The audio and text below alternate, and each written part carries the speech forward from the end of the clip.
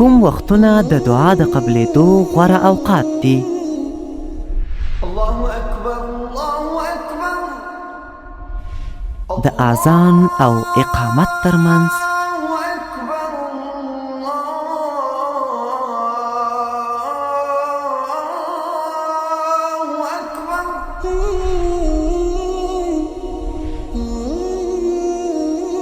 د باران د ورېدلو پر مهال،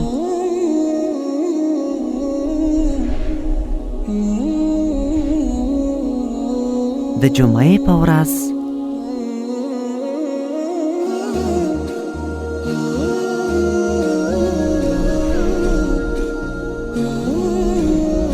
دعا د روژه مات پر مهال،